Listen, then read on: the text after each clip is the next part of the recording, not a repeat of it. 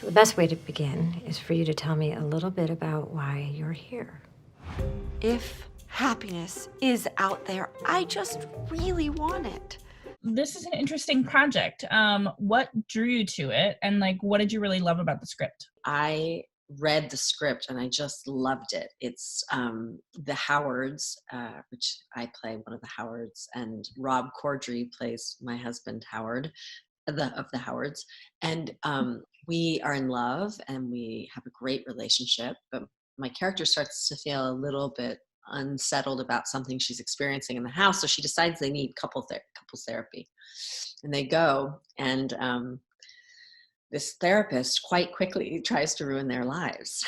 And so, they are challenged with not trusting each other and even their daughter, and everything just unravels and is a big mess. And this very sane person, very normal woman, loses her mind. She unravels and at one point pulls a knife on her husband. So she, I think that it's a really fun Black comedy about, you know, going down the rabbit hole of therapy and what happens when you did put your trust in the wrong person. Are you like a believer in therapy? Like, I know a lot of people are big like believers. I'm really, really concerned and suspicious of those who do not believe in therapy. Agree. If you don't want to grow in this life and look inside and get help with the things that aren't working in your life, I don't understand that at all. I mean, it can be life-changing, and it can really open up things that you didn't want to look at or know about, and it's powerful stuff. Hello? There was a stop sign? I totally paused. You try driving in platforms.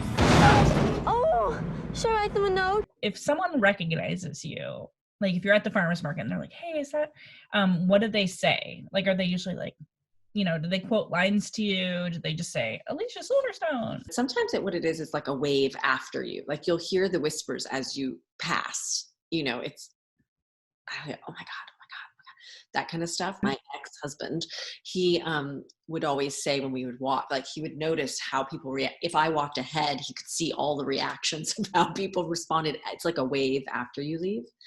But then there's the people who just come over and say, oh my God, I love Clueless so much. And I'm such a huge fan. It's not, people don't really, I think people are more respectful than just like yelling lines at me from across the street. I think there was a time when they did, for sure, but it doesn't feel like that now. No one's really walking by going, as if, and whatever, like all that. They're just more, just so excited. The biggest thing I hear is that I just love your movie so much, and I know you hear it all the time, but I'm your biggest fan, and I'm just obsessed with that movie. I listen to it all the time. Cher is saving herself for Luke Perry. Cher, you're a virgin? I mean, I'm not prude. I'm just highly selective. I mean, you see how picky I am about my shoes, and they only go on my feet. You are a vegan. When you, sort of like a famous vegan, when you are on a movie set, like in this movie, for instance, you're cooking.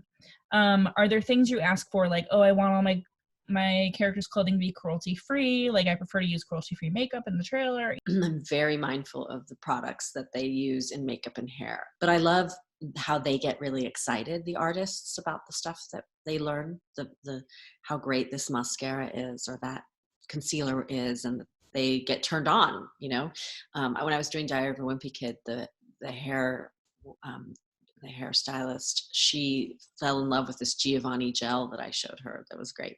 So, I always ask that all my clothes be, used as much as possible. I prefer to use, vintage reusing stuff, the stuff that they have in their storage, but also to use eco clothing when they can, and definitely vegan clothes for sure. Unless they're used, then I'm not as worried about it. And yeah, I always ask that all the props be vegan. That's really important to me.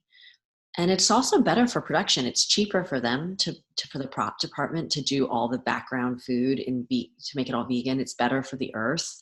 And, all that food gets thrown away at the end of the day, and it's really sad. So I would prefer that we're throwing away food that is sustainable and, not filled with pain and suffering and destruction for our earth. That certainly makes for a better, a greener set.